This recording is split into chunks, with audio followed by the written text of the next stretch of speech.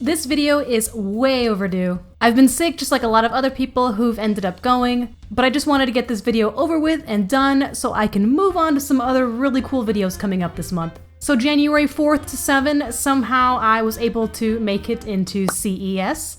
And while I didn't get to try everything, there was an overwhelming amount of stuff just in multiple locations. I did get to try a lot of haptics-based prototypes, as well as the Cilia, or a way to smell in VR. Hello, I'm Adam Bombati, and I create VR live streaming and recording tutorials, but I also occasionally go to events as they pop up. And in this video, I'm gonna go over some of the things that I got to see and demo over at CES, as well as my thoughts on them.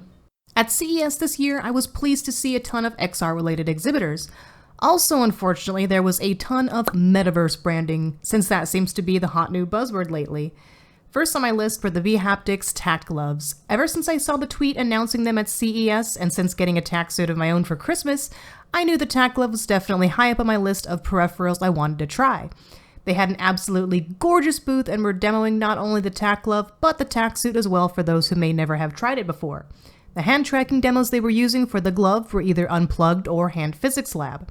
I had never played Unplugged before since I thought it might feel weird not having haptics feedback to let me know when I hit the right notes, so the tack glove actually seemed like a great solution to this. Unfortunately, I came across two problems which I don't necessarily fault BHaptics for, since it is a convention and a lot is happening at all times. The first was that one glove disconnected at some point. Unfortunately, this was my main hand, the other hand was just used to hold the pick. If I didn't feel any haptics, why didn't I say anything?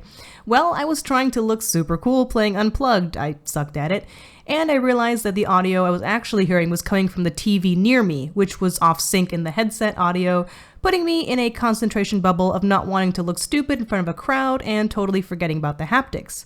Maybe I should have tried Hand Physics Lab instead. While I can't give great feedback on how it felt because I wasn't able to test it very well, what I did like is that they are going to offer different sized gloves, so it's not going to be one size fits all. Out of all of the haptic glove type builds I covered, this one was the most comfortable, although I do have concerns about longer use as I am a very sweaty hands person.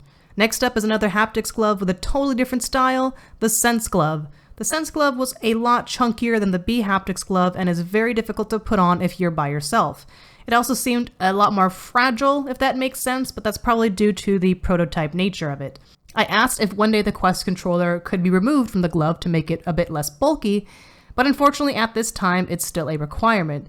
I will say that picking things up did feel like they had a nice heft to them, and crunchy feelings worked best with this glove, but due to the bulkiness of it, I was constantly aware that I was wearing a glove at all times, so I didn't really get that totally immersed feeling.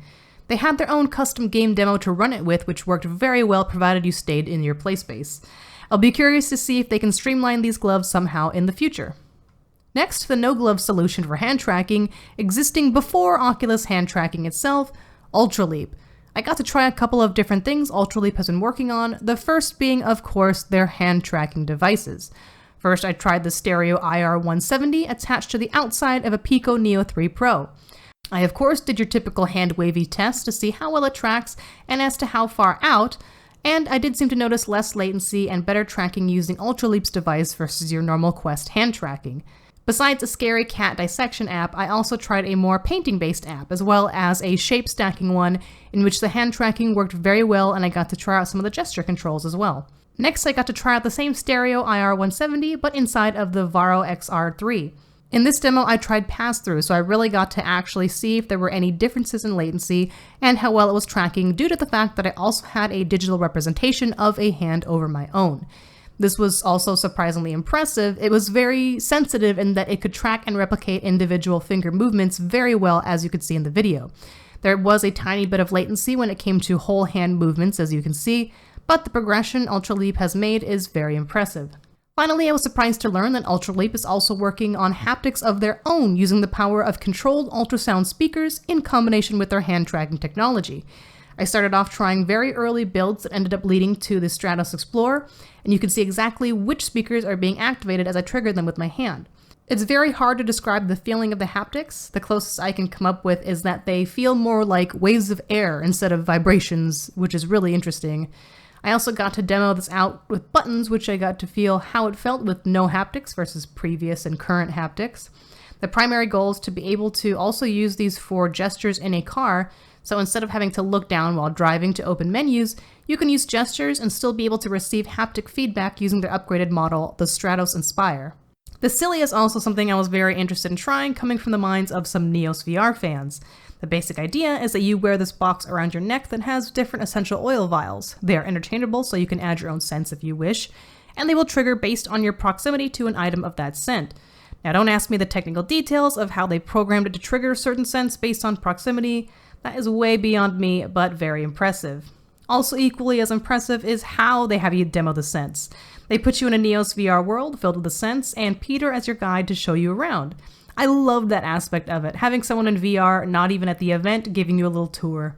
While the scents did work, they seemed a little delayed, but I chalked this up to wearing a mask. I'm sure it would have been able to come through a lot quicker and faster without it. They're also going to hopefully work with a custom scent company that can create real scents to hopefully avoid any perfumey after smell you might get when you purchase something like a beach scent, for example. Lastly, I didn't get to demo this one, but I talked to the exhibitors for some time. We have the poorly named, in my opinion, foot roller. We've seen a couple solutions for motion sickness now, this one looking like it combines technology from the 𝐂𝐻𝐿 with cyber shoes. This is an actual sandal you wear without the need for any carpet, and as you can see, you can use it while standing. You can use it to walk in place instead of using your thumbstick forward like natural locomotion. Interestingly, it also supports kicking like a tracker would, though of course the games you're going to find use of this in will still probably be very limited. Non-VR related, I saw a lot of really cool robots, including 𝐂𝐻𝐿𝐿 and some others. Actually, wait, I lied. This robot actually uses VR to control it. CES had a ton of stuff to explore, and I can't wait to hopefully attend again next year. What are some other interesting things at CES that I personally didn't try that you might be excited about? I know at least for me, I wish that I got to try the 𝐂𝐻𝐿, I think that's how it's pronounced, vest, as well as the 𝐂𝐻𝐿, which is something I've always wanted to try. But every day that I went, I was wearing a dress, and the 𝐂𝐻𝐿 looked like it went a little too riskily high for my tastes. But anyway, next video, I'm going to give you a full review and setup guide of the BHaptics vest that Santa gave me for Christmas. So make sure you subscribe and stick around for that one. As always, keep on creating and never lose that drive to improve. I'll see you on the next one.